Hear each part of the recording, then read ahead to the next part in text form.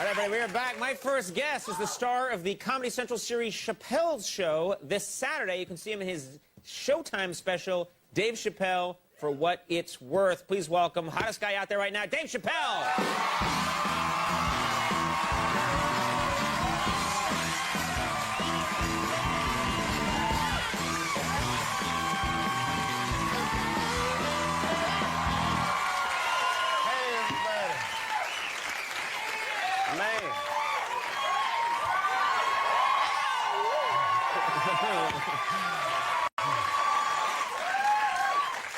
Man. Dave, here we go. To be fair, some of that was spillover from my monologue. You Show better some keep love. them dances ready. I got nothing tonight, buddy. How are you? I've been. You know, when I wear that shirt, I don't get away with it. You know what? Hi, everybody. Yeah. That's right. How are you? I'm great, man. You're great. You're doing it's just amazing. First of all, I'm blown away by what's happened to me this summer. It's been incredible. Yeah, and I don't want to embarrass you, but that's part of my job. You made this deal everybody's been talking about, and no one deserves this more than you. Sometimes people in show business make these deals, and you think, that's scum. But, Eric Estrada, what? I'm after Estrada. He's getting away with murder. But no, but you made this deal, Comedy Central, huge deal, $50 million deal. Everybody's talking about it. What are you going to do with that money? How has this changed your life? Nothing's changed, man. I spent $100 grand on leather pants.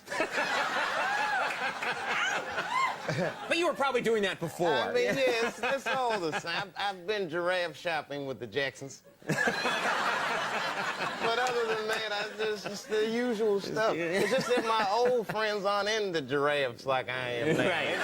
They can't keep up with me. They can't keep up with you. It's just a difference. What about offers to do movies? You know, I mean, I know you've done movie work before, but now you're this hot, the phone's got to be ringing off the hook. Yeah, it's funny, because before I wasn't getting any movie offers, and now I get a lot of offers for, like, bad movies. Mm-hmm. Like those Planet of the Apes type roles. What? You saw that movie, Planet of the Apes, with Mark Wahlberg. The remake, yeah. Well, yeah, they're both racist to me, man. Like, the first one was like, you know, just get your damn dirty ape hands off me. I'm like, oh, come on, what are you really talking about? Or like, and then I see the new one, I'm thinking, this is a more progressive time, this will not be as racist. And then they had the apes was setting the dinner. Yeah, I'm not even making this up, they was eating watermelon. I was like, oh, come on, man. So the apes was eating watermelon. And then, like, later on in the movie, they're running from the apes and, like, running in the water because the apes can't swim. Which is like, oh, word, but see, these apes can talk, but they can't swim. And then at the end, it's like, when I seen the ape smoking a Newport, I just got up and... Yeah, you're right. That's not good. That's another thing that's changed since I made all this money. I stopped smoking menthol. There you go. I didn't stop smoking, but I don't smoke anything that they market to black people. Really? That's where the poison is, as far as I'm concerned. I can't make it that easy, baby. I keep them confused. I'll smoke stuff like Virginia Slims. I look at the box like, nobody's gonna hurt this white woman. Give me 2 packs of Virginia Slims. Not right. Smoking is bad, everybody. Kids, if you're watching, don't smoke. But it's pretty funny to talk about. Yeah. Now, I don't want to pry, but I'm going to take a shot at this. Who are you going to vote for in this election? You know, it's funny. I was really into Kerry. Mm-hmm. Then when I got all this money, now Bush is looking a little better now that I got this money. I'm torn. It changes. I mean, I'm black, yet I'm rich now, so I just, the feelings I have inside, I don't know. Oh, What are you going to do? which one of these white people gonna take care of me? You going to be in that voting booth with your Virginia Slims, thinking about it? In my leather pants and ascot. Giraffe's gonna lean in. Hurry up! Let's go. Now, are you gonna be a charitable person now? Is this gonna, you know, and maybe you were before, but do you think you're gonna try and help the people around you? Well, since I've joined the Republican Party, no, I'm not. They'll take care of themselves. Nah, man, I'm pretty charitable.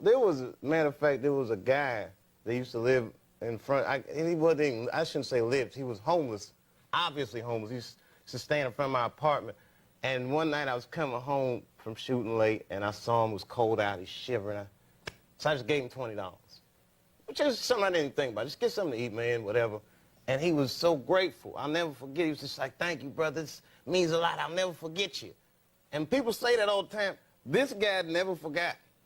As a matter of fact, he came to my house every day after that, knocking on the door. He's like, come on, man, I just need some money. I could get something to eat. And he's shivering. I'm like, come on, dog, it's July, for real. What you want? He's like, I'm hungry, please. So he's hungry. I'm not going to turn away a hungry person. And I'm like, well, what are you trying to eat? He's like, what? A burger. I need a burger. But I'm like, I need more information. Do you want cheese on it? Do you want fries? Different burgers cost different amounts, right? I need to know how much money to give. He's like, I want some crack, okay? I want some crack. Maybe some fries, too, but mostly crack. You were wasting the guy's time. He had business to do. I felt bad. But then I'd see him, and I'd try to, like, encourage him, like, you know, when I'm coming out. Like, you can beat that crack. And I guess that's like an annoying thing to say to a crack addict because he's just like, all right.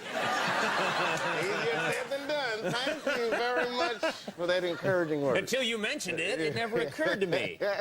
Now, I can't believe this, but you were invited to go to the Republican convention. That's true? Well, no, kind of. What happened was I was doing that Anderson Cooper show. Right. So Anderson was tied up at the convention. He's like, can we come interview you on the floor of the Republican convention, which is too much attention for me. I mean, any black dude that walks in there is going to have a million cameras on. If Bigfoot walked in at the same time, they'd be like, Bigfoot, so Dave Chappelle. Bigfoot is taking a seat with the Colorado delegation. And Dave Chappelle's a black person at the convention. Now, how are your, and again, this is about your life, but I know you got two boys. Yeah, man.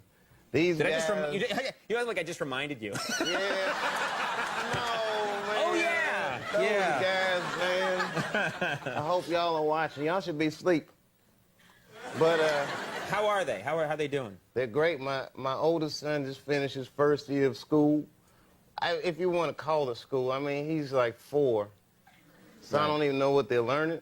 I went to one of, you know, those parent-teacher conferences, which I was nervous, because if they say anything less than he's incredible, then I'll get mad.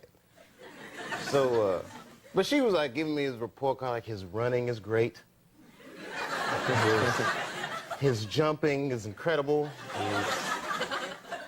She goes through all the litany. She goes, but he needs to learn how to use his words more.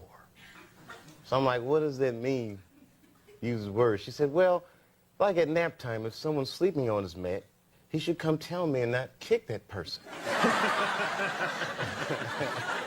I was like, what you think I'm raising, a snitch? Kick him, son. You gotta go get some help. Kid's doing the right thing. That's right. I'm trying to get him to keep it real, you know. Keep it real. Yeah, man. I don't Good. want no son to come telling everybody to do something. Just kick him. Kick him hard. Yeah, he'll move. Just kick him. All right. Well, Dave Chappelle, For What It's Worth, premieres Saturday night at 9 on Showtime. And you know what? No one deserves all the success more than this guy right here. Dave Chappelle. Keep going. Rose Byrne. Coming up, we'll take a break. We'll be right back. That's funny. I have...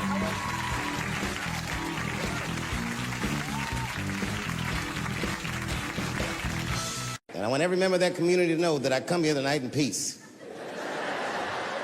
And I hope to negotiate the release of the baby.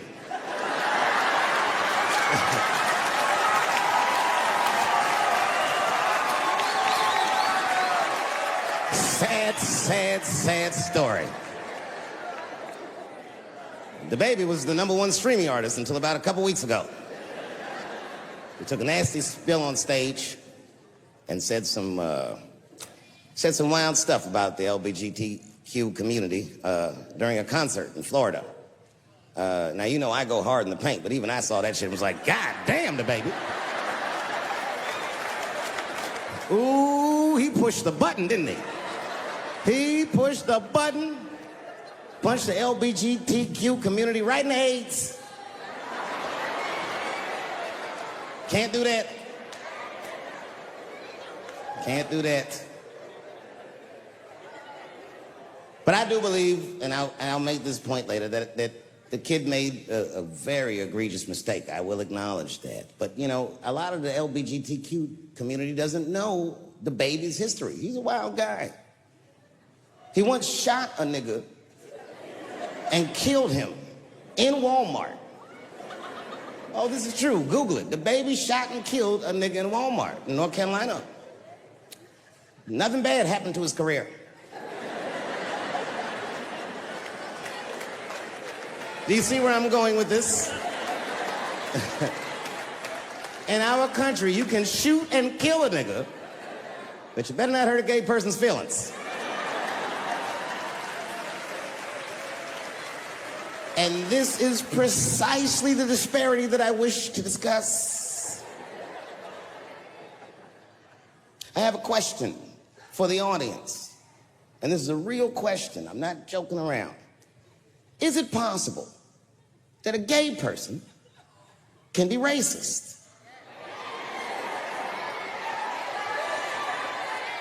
Do you really think so? Of course it's possible. Look at Mike Pence.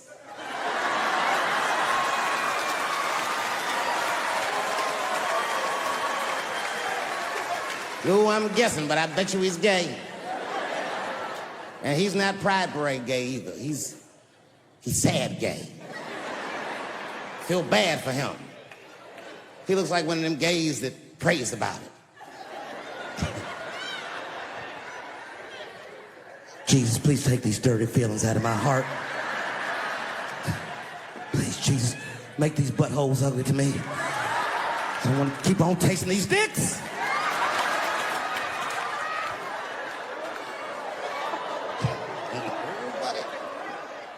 You guys are confusing the emotions. You think I hate gay people, and what you're really seeing is that I am jealous of gay people.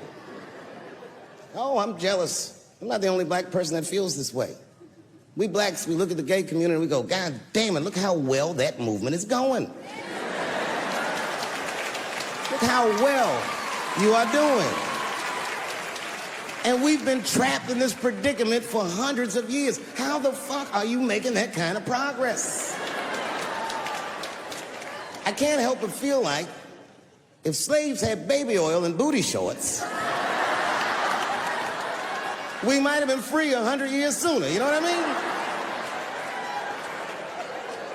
mean? If Martin Luther King was like, I want everybody to get up on them floats and get your bodies good and shiny.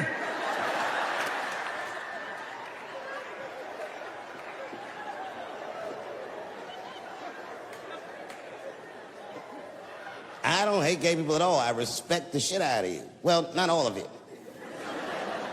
I'm not that fond of these newer gays. Too sensitive. Too brittle.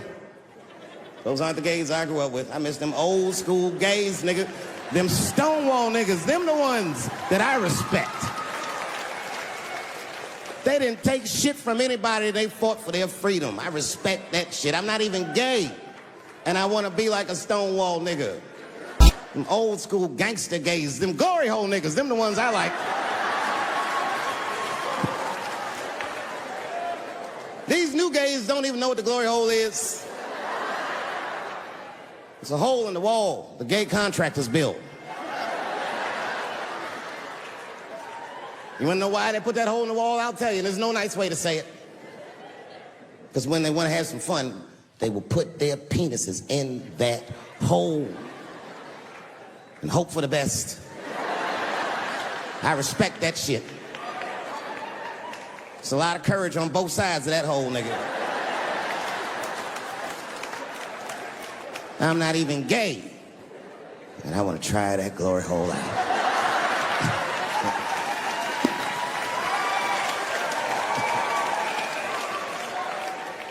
What if Martin Luther King had to integrate the glory hole? I don't care if it's black lips back there or white lips back there. A mouth is a mouth. A warm, wet mouth.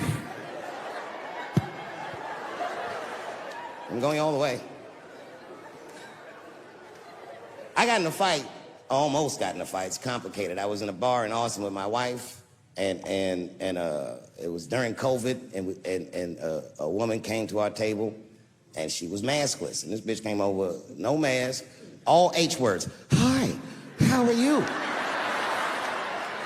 Droplets was coming out of this bitch's face. We all covered our drinks. Oh, bitch, what are you doing?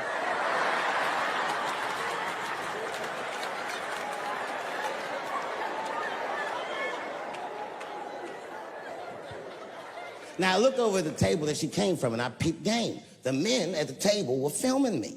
This happens when you're famous. People will come over and try to rattle your cage and get you to say something stupid or dumb so that their buddies can film it and they get a video of you embarrassing yourself. And clearly, I said, this is what's happening. And these dumb motherfuckers thought that it was my first rodeo.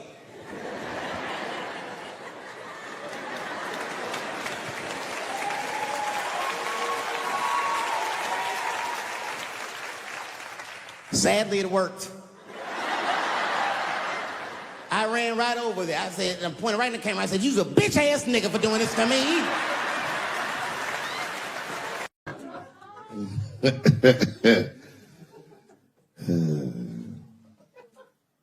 Sometimes I wouldn't talk about where I went, but y'all don't even want to know. I was gone for a long time, nigga. I was in the upside down.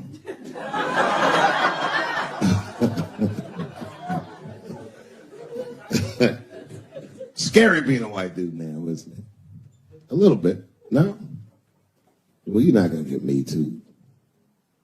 But you know what I mean. It's funny for black dudes to see white people go through this because this is how it always is for us. All my heroes is either murdered by the government or registered sex offenders.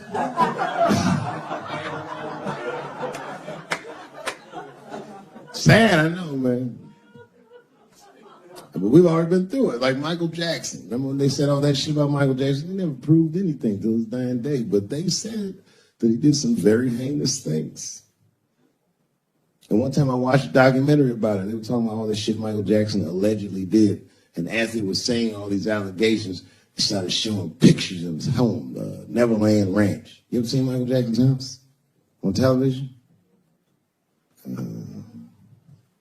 Well, the short of it is, there's a lot of things for kids to do at that place.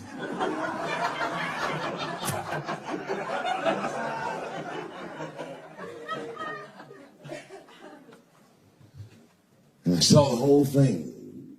Exotic animals and Ferris wheels and merry-go-rounds and shit. And the more they showed it, the more certain I was that I don't think Michael Jackson did any of those things they said he did.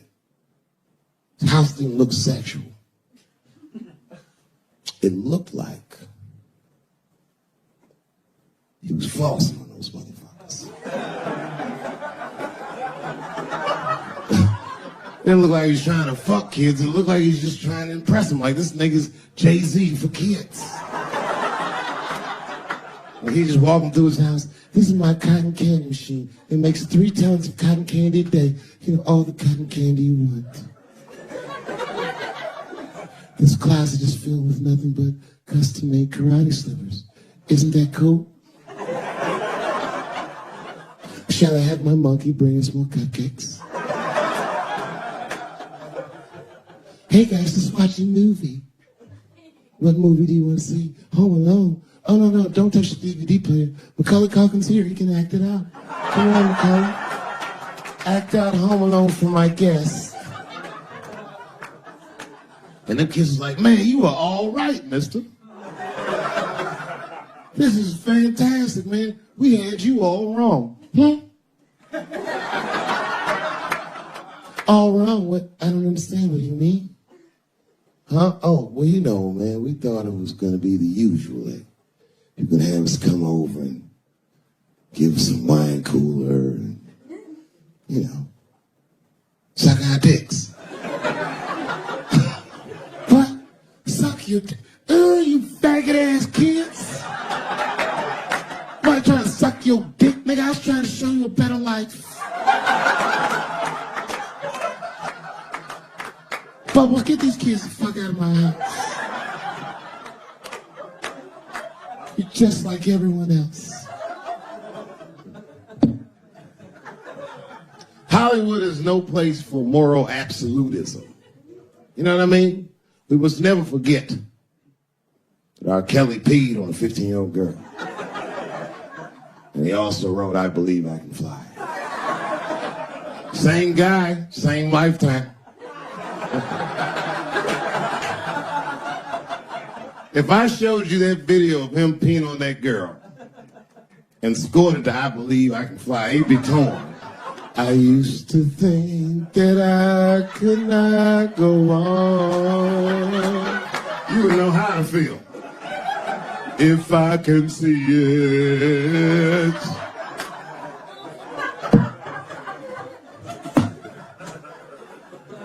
It's okay, my career ended many years ago.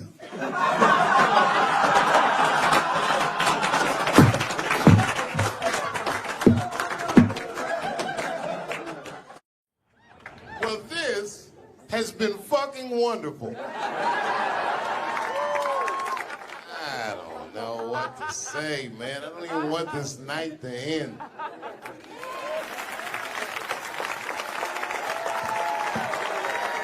I promise you, whoever cares the most, I care at least as much as them. I know what I got, because I lost it all. I got to tell you something, and I don't talk about it often. Have you ever worked all your life for something and have it not work out? That happened to me. It was tough. Think about it. I was gone for 12 years. It's not a little bit of time. It was hell. I watched other niggas that I knew become very famous. I watched the world go on without me. I mourned the loss of it. And after a while, I didn't care. Coming back was terrifying. I understand what I am. I really do.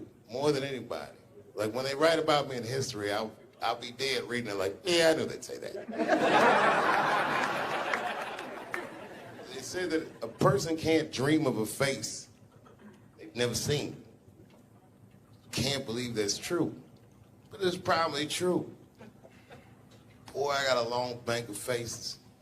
32 years, I could close my eyes. I could think of any night. There's so many faces. Every night, most nights, they're all looking up, smiling.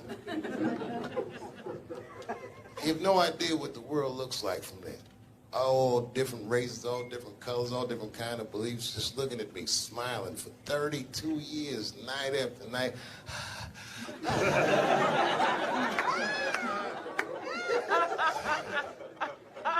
No comedian take that for granted. I swear to God, this might be the noblest of professions. Robin Williams had a bar that I loved. He said comedy is the only job you can have where you can use everything you know. And that's true. You can use more than you know. You can use what you think. Use it.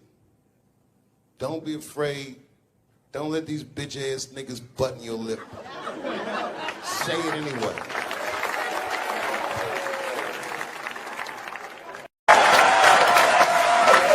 I do it all the time. It's the next best thing.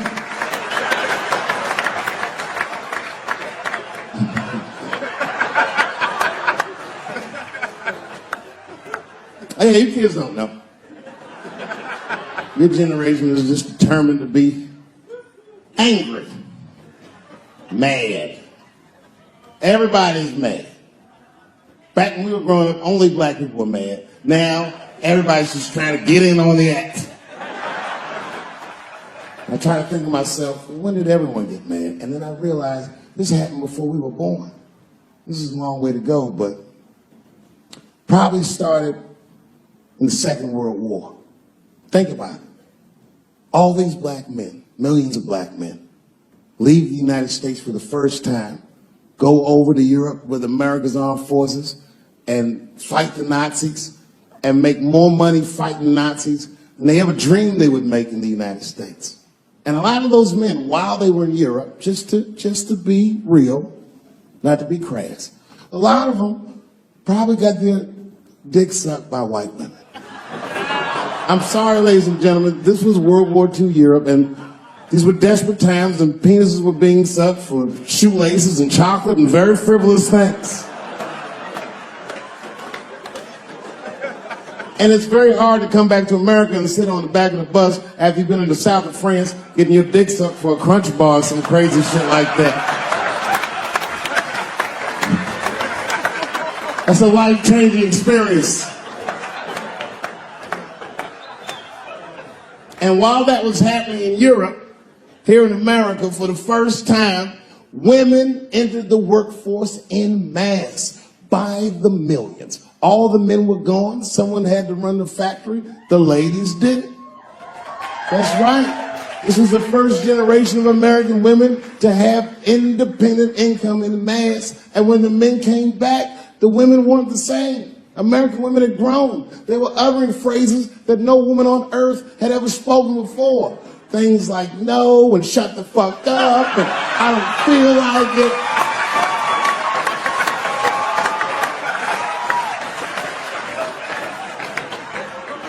And then behind the scenes of that, there was a little-known government agency that started testing mind-controlled drugs on the American public. They fucked up.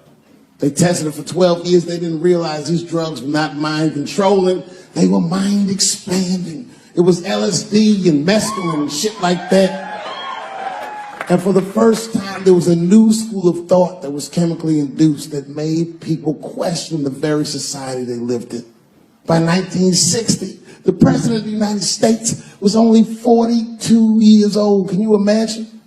DMX is older than that.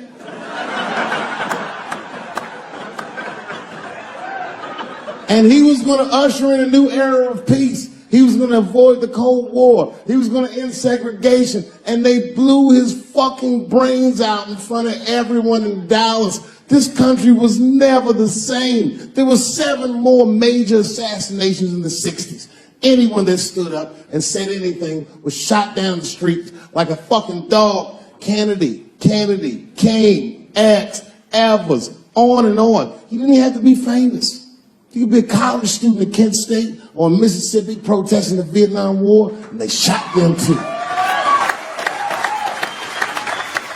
The 70s were a wild era. And while all this was going on, Bill Cosby raped 54 people. Holy shit, that's a lot of rapes, man. This guy's putting up real numbers. He's like the Steph Curry of rape. Man, that's a lot of rapes. 54. He had raped 30 less people.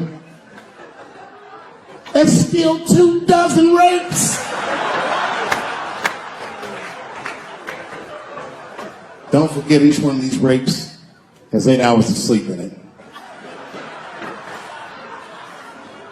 Ladies and gentlemen, that's over 400 hours of rape. It only takes 65 hours to get a pilot's license. If rapes were aircrafts, this nigga's Top Gun for sure.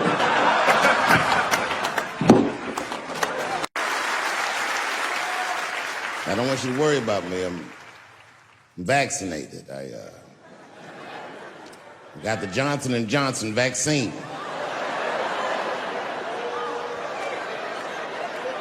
I gotta admit, that's probably the most niggerish decision I've made in a long time. I walk in the doctor like, give me the third best option. I'll have what the homeless people are having.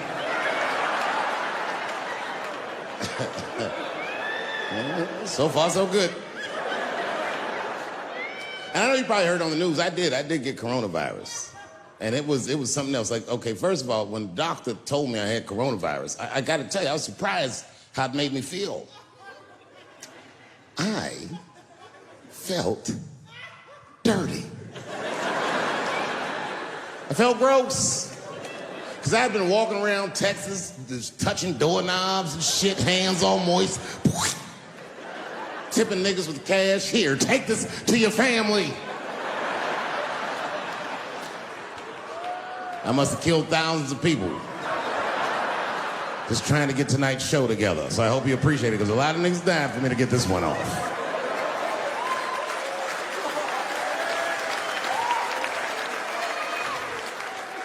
I hadn't felt that dirty in a long time. Last time I can remember feeling dirty like that, man, I must have been a little boy. I was being molested by a preacher. Well, don't feel bad for me. I liked it. I used to get a kick out of coming in that fella's face.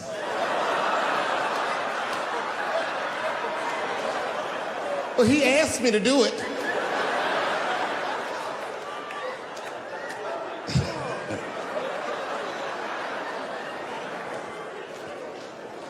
They make you quarantine. I had to quarantine for 10 days at least. They said, you're gonna have to stay in the room. I didn't go nowhere. And it started making me nuts, because I would just sit in the room and watch videos all day. Now, you know what I was watching? And I hate to say this, but there was a lot of videos, sadly, of black people beating up Asians for no reason. Oh, these attacks were unprovoked. I couldn't believe it. And I was sitting in the room watching this shit. It was stressing me out. I was stressed already, because the whole time when you get coronavirus, at least the first 5 days, you wait, see how sick you're gonna get. And it turns out, and this is true, I didn't get sick at all. Not a cough, not a booger, not a fever, nothing. Look at me. I am the Magic Johnson of coronavirus.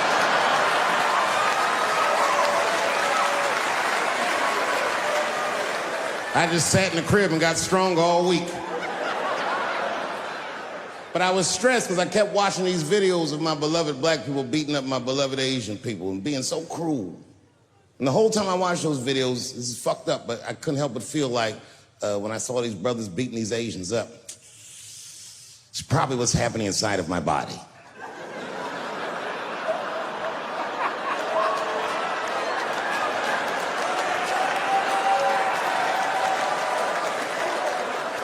I didn't get sick.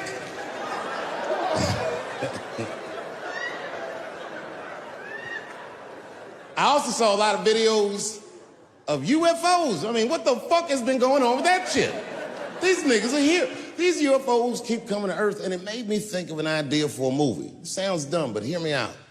In my movie idea, we find out that these aliens are originally from Earth.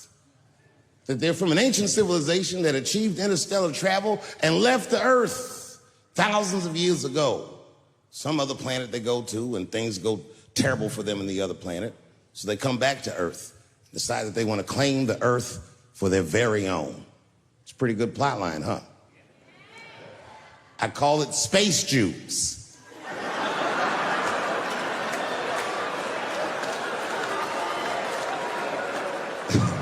Space Jews. All right. It's gonna get worse than that. Hang in there. It's gonna get way worse than that. But motherfuckers are just taking it too far. I don't know why or how everybody got this goddamn sensitive. You know who hates me the most? The transgender community. Yeah, these motherfuckers. I mean, I didn't realize how bad it was. These motherfuckers are really mad about that last Netflix special.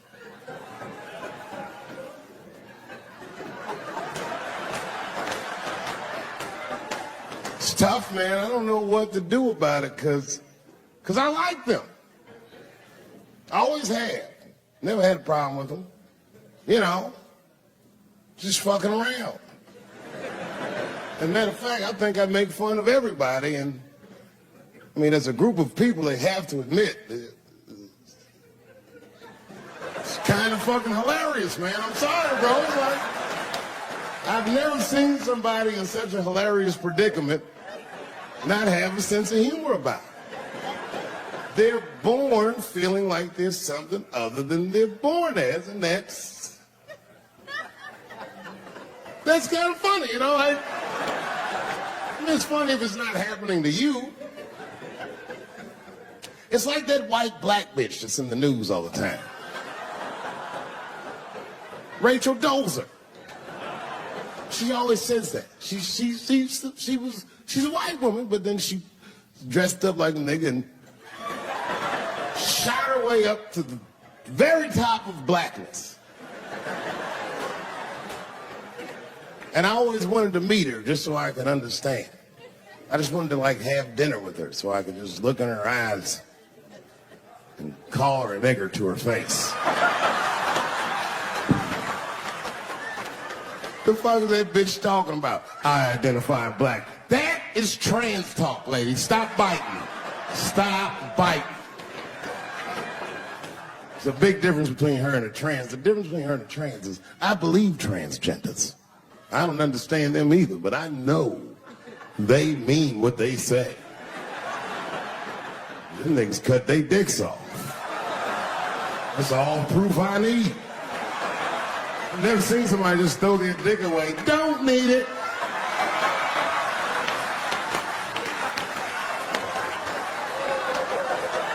I don't understand, but I believe you and I support your decision, motherfucker. How far is Rachel willing to go? What is Rachel willing to do so that we blacks can believe that she believes she's actually one of us? Bitch, are you willing to put a lien on your house so that you can invest in a mixtape that probably won't work out?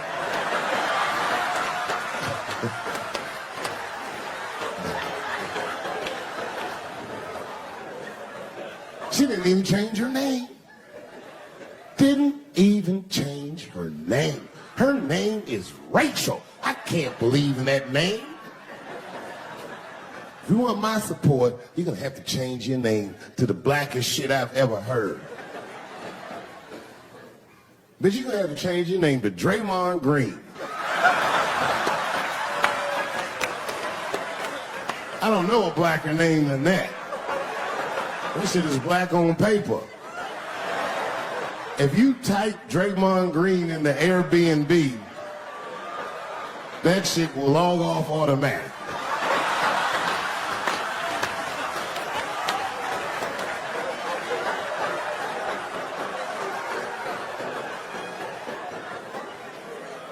People get mad, bro. People get mad about everything I say. I was doing a show. I was in Portland, Oregon. And I was checked in a hotel under the name Charles Edward Cheese.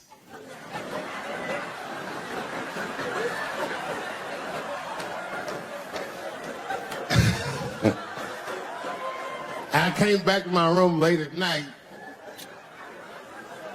and there was a note, it was like a letter on my desk. It was addressed to Mr. Cheese. So obviously, I'm going to assume that whoever wrote this letter must be an intimate friend of mine. This is not some kind of name that a person would just guess. But then I open the letter, and it turns out I don't know this person at all. It's a fan letter. You know, I'm not even used to the idea that I have fans, but I'm grateful for it. And even though I'm grateful for fans, I don't read those letters. Be nice if I did, but realistically, it's like, what am I, Santa Claus, nigga? I don't have time for this. Got shit I want to do. I'm trying to chill. Read all these dreams and wishes from strangers, but I read it. I'd already opened it.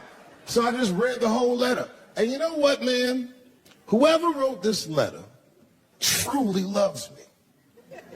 I mean, they were really fucking nice in the letter. And then they described to me what it was like to come to the show. How excited they were, how much fun they were having. And then they said that when I got to my jokes about transgenders, that they were, quote, devastated. because turns out that whoever wrote the letter was transgender. Now, I'm going to be real for a second. As a policy, you got to understand, I never feel bad about anything I say up here.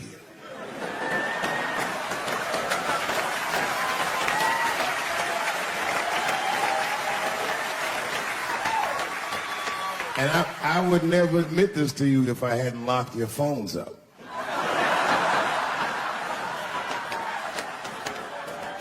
But it was the weirdest thing. Like, when I read this letter, this shit made me feel bad. I didn't feel bad about what I said, you understand?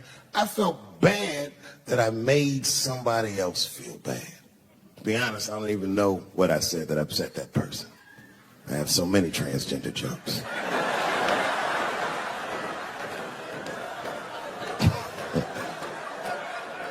But I feel like it was probably this joke I'm about to tell you right now.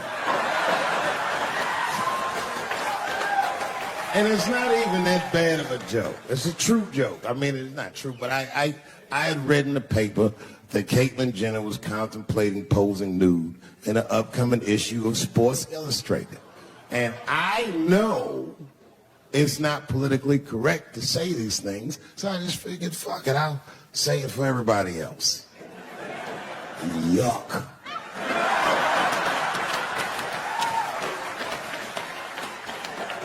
You know, sometimes I just want to read some stats.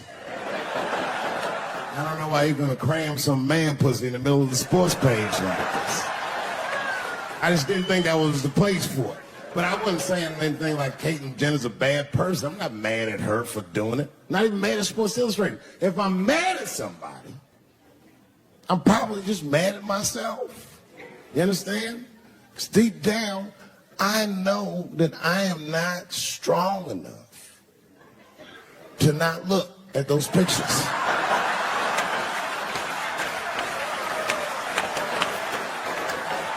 And I don't think I'm ready to see what she's trying to show me.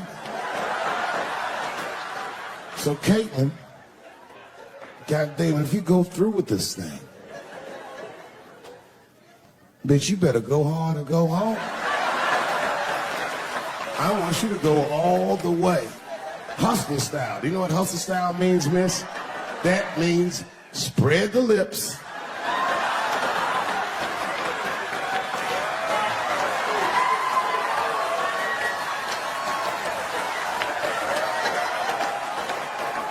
How she spreads her lips and there's the itty bitty dick inside. Ah! The show is behind the curtains.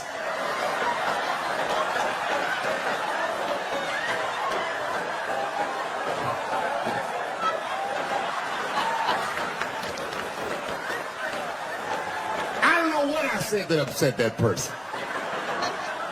But I'm going to tell you something.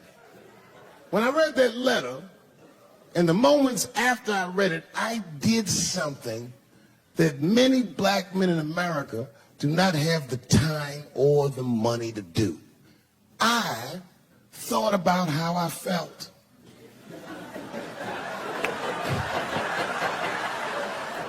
Asked myself a very basic question that I don't think I ever directly contemplated. I said, man, Dave, if you're writing all these jokes, do you have a problem with transgender people?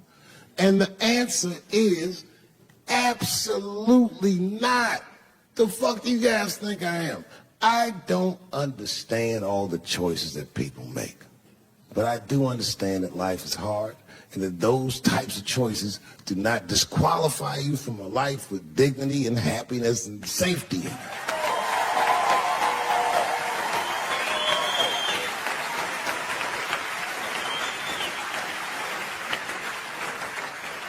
But if I'm honest,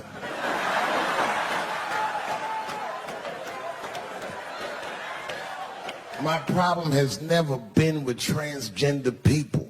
My problem has always been with the dialogue about transgender people. I just feel like these things should not be discussed in front of the blacks. It's fucking insulting, all this talk about how these people feel inside. Since when is America giving a fuck how any of us feel inside?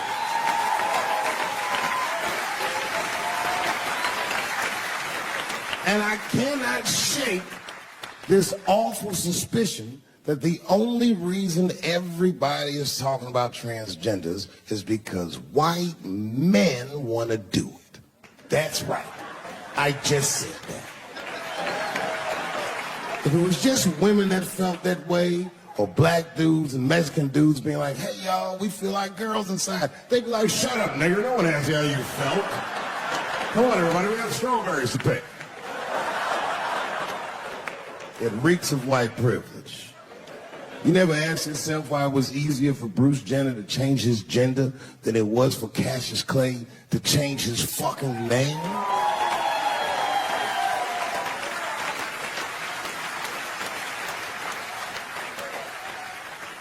And if I were to be brutally honest, the only reason I ever been mad at the transgender community is because I was at a club in L.A. and danced with one of these niggas for 6 songs straight. I had no idea.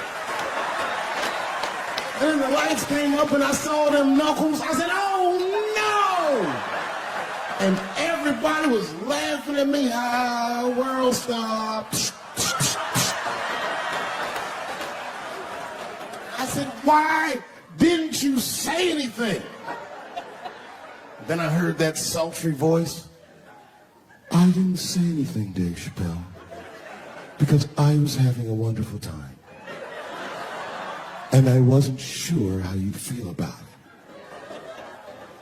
I said, you knew how I'd feel. And she said, I'm going home. I don't want any trouble from you. I said, home? It's only 2 songs left. I mean, we might as well finish the night.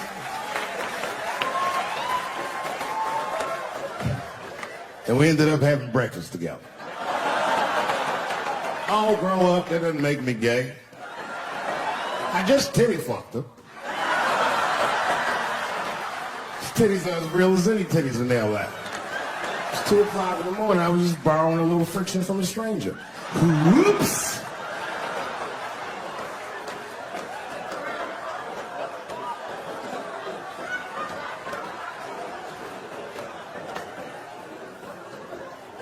It's the madness of youth.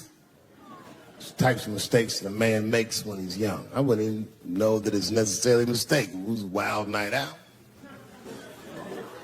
But I don't do it like that anymore. I'm old. I'm 44 now. Right.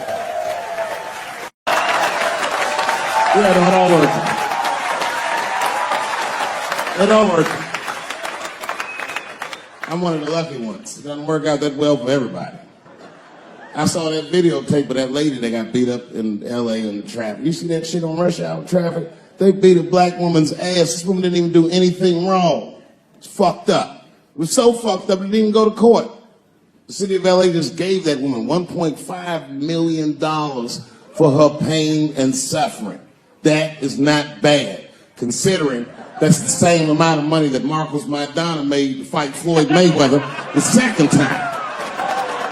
And this woman obviously hasn't trained a day in her life. You can see it on the tape. She didn't come to fight. Her guards were low. She was taking a lot of shots.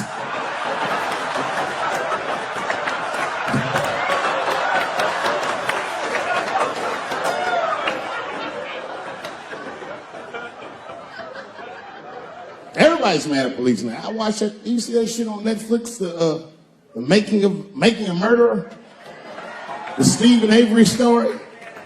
Yeah, well, if you haven't seen it, check it out. Stephen Avery is in more trouble than any white person in the history of the United States has ever been in. In a justice system designed for him to thrive, he's failed miserably twice. I can't even wrap my mind around it. If Making a Murderer was about a black dude, that shit would be called Duh.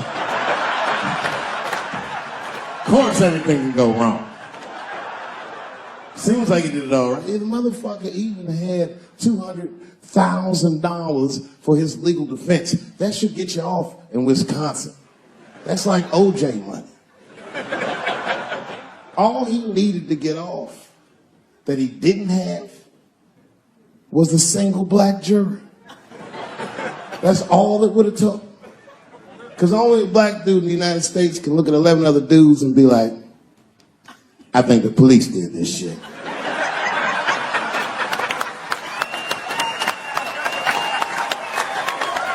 He's fucked up in the game.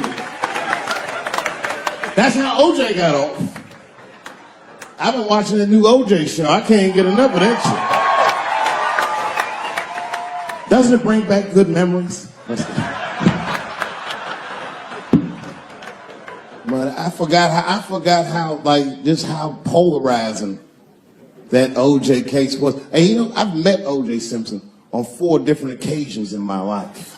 And before the end of the show, I will tell you about each of those occasions. The first time I met O.J. Simpson, I was in Santa Monica. Santa Monica? Yeah. I can't believe a black dude was like, Santa Monica? He was the last nigga I was expecting to say that. I see your shoes. You got some Vans on, nigga? What you got? Santa Monica! You? At the time, I was 18. I had done a show, and then a guy from the club came up and was like, hey, O.J. Simpson's here, and he said he wants to meet you. I said, what? Fuck yeah. I ran down the steps, and O.J. was down there. He was like, hey, yo, man, how are you? It's very good to meet you. And you're doing really good work, and I hope good things happen for you in your life. I was like, man, thanks, Mr. Jukes. Standing beside him, well, I don't know the nice way to say this, his soon-to-be slain wife. Ladies and gentlemen, man the fuck up or you're not gonna make it through the end of this show. Just man the fuck up. She's dead, you already know, we know what happened. We don't know who did it, but we know what happened.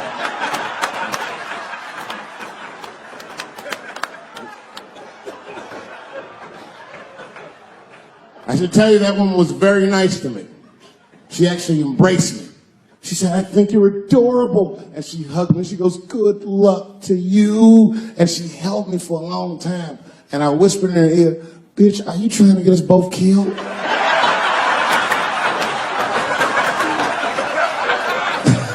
I'm just kidding, I didn't say that, but that was the first time in a nutshell.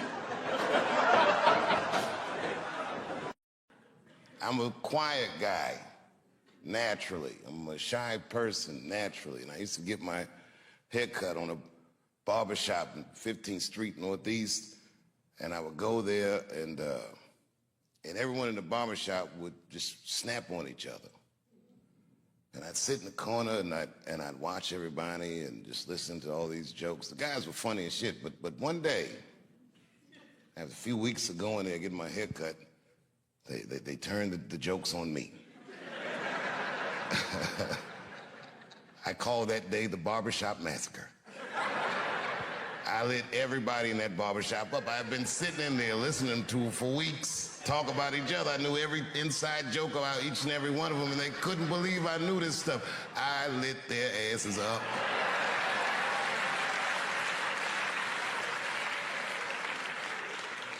And from then on in the neighborhood, people kind of like me. Oh, that guy, he's pretty funny.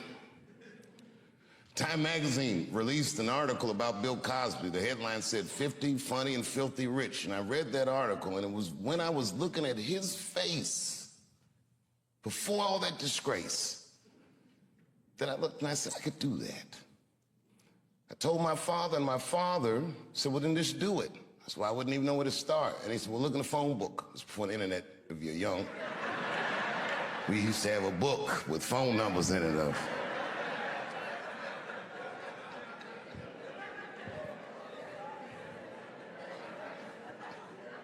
My father found for me the local comedy club in Washington, D.C.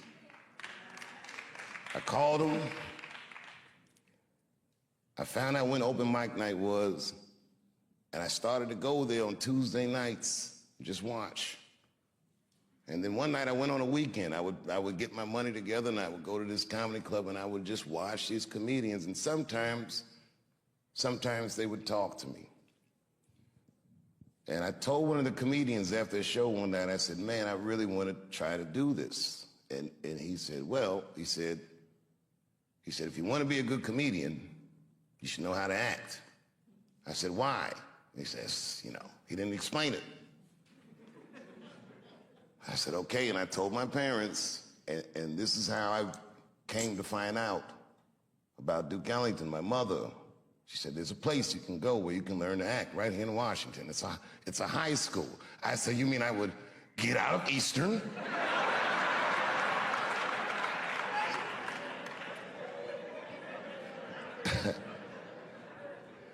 The school year was already in full swing, and Ellington has a policy that they don't let people just come in the middle of the year. But Linda Gravatt, who was the head of the theater department at the time,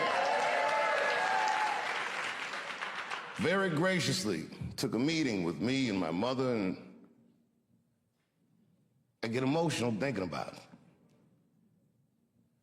Anybody that went here?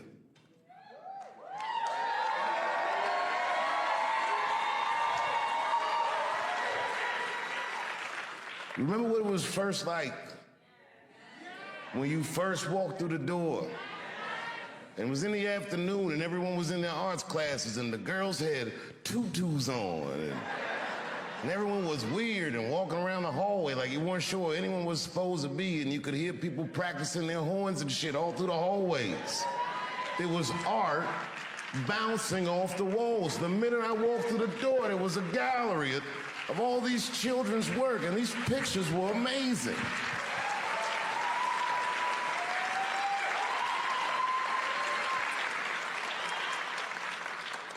My first thought, when I walked through that door, I'm not good enough to be here, I'm sure. Miss Gravatt sat me down, she told me about the school, and you remember Miss Gravatt, she was very businesslike, but also very warm. She was intimidating, but palpably kind. She was a paradox of a human being. And she gave me a date for an audition. My mother said, okay, Dave, it's on you. Now, those of you who know me know that I didn't prepare for that audition. That audition was like a possession. It was just something that I was proud to have.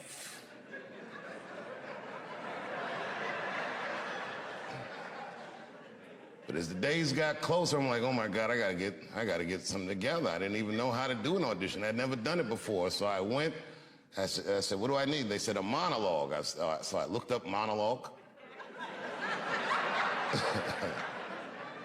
And I went to the library, the MLK library, this huge library, so I gotta find something. And I found a piece in one of those yellow script books. It was a monologue by Mark Twain called The Judge's Spirited Woman. I learned it in a night. It was not hard for me to memorize things. The next day, it was a Saturday, I think, and I came to the school, and they auditioned in what used to be this room, the original theater at Duke Ellington School of the Arts. And all the department heads sat in here, and the lights are in your eyes, and there's a bunch of kids who already go to the school who come on Saturday just to see who might be coming. And I talked to all these kids before I went in, and these kids were nothing like the kids at Easton. They were like them, but they were different. They were weird and funny and self-deprecating and things like this. And I remember I came out on stage and I did my audition, and it was like terrible. I froze up in the beginning. I started, and then I said, wait a minute, I'm messing up. Let me start again. And I was nervous and I was scared.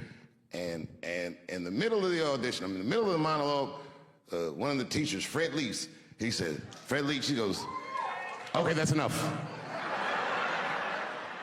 I said, well, there's still a little more. He goes, no, that is enough, he said.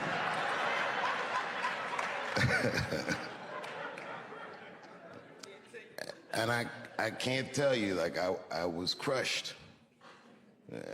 Without saying his disapproval, I knew it stunk.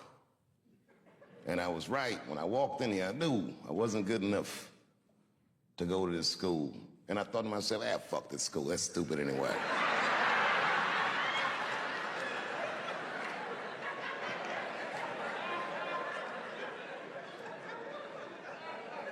In first-year theater, there's a question that they ask students from time to time. And it's a make-or-break question. And when you ask this question, you don't know. And the question is this. They say, why do you want to act? Now, if you say anything like, I want to be a star, you're not going to get in. I didn't know that. And I figured I already blew the audition, so I told him the truth. He said, why do you want to act? I don't. That's what I said. And they said, well, then why are you here? I said, because I want to be a comedian, and some comedian told me that if I want to be a good comedian, I need to learn how to act. And teachers look at each other and go, thank you very much, and I left. And I was walking down the hallway, kicking rocks.